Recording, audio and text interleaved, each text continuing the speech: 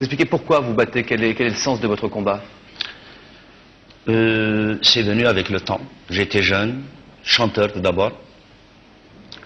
Si je suis propulsé dans cette sphère politique, je ne l'ai pas choisi tout d'abord. J'aurais aimé chanter dans un climat de quiétude, chanter, composer sur la mort, sur la joie de vivre. Mais hélas, je ne peux pas rester indifférent, neutre au drame de mon pays. Bien avant cette montée de violence intégriste, j'ai été confronté à un pouvoir totalitaire qui m'a tiré dessus en 1988. J'ai reçu 5 balles de Kalachnikov, qui est une arme d'assaut, une arme dévastatrice, à bout portant.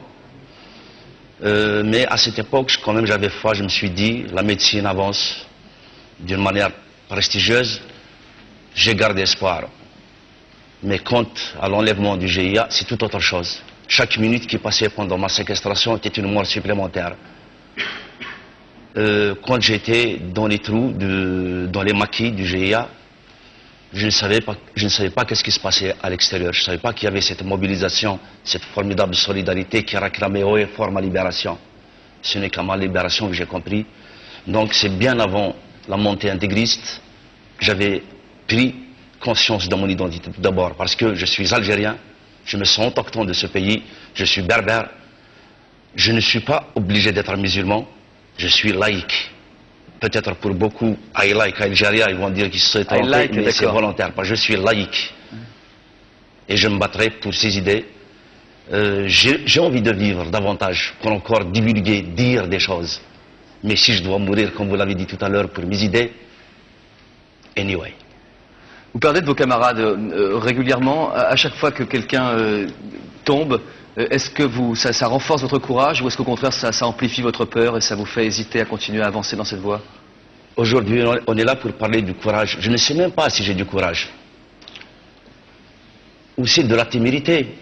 Mais je pense qu'avant de parler de courage ou de témérité, moi j'ai foi en mon identité tout d'abord.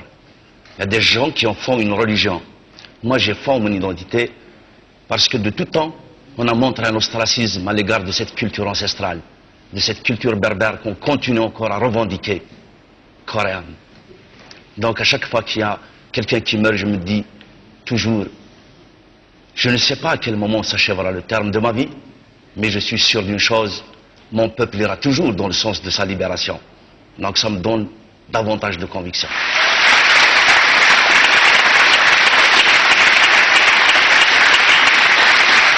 Pour que vous le sachiez tous, je me bats contre le pouvoir central et contre les intégristes.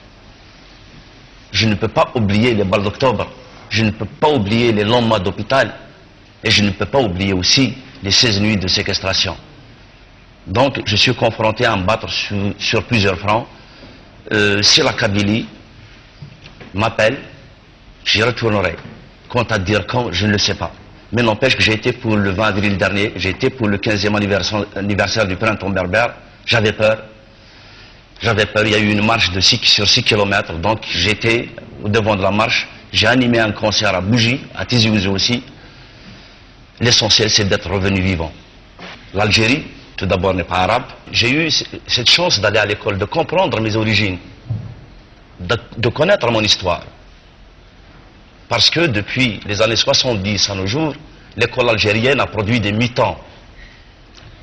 Moi, j'ai eu cette chance d'être né au milieu de la guerre d'Algérie, donc accessible à la langue française.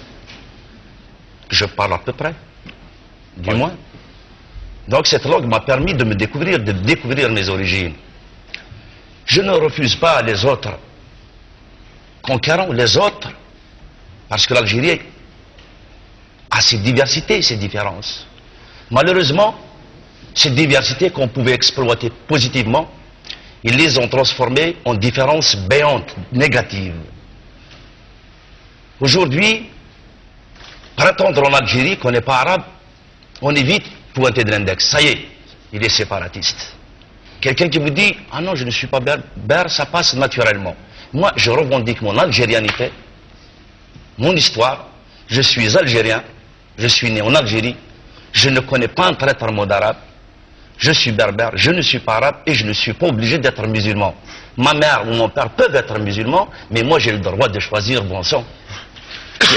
Merci. Le droit de choisir, c'est l'essentiel.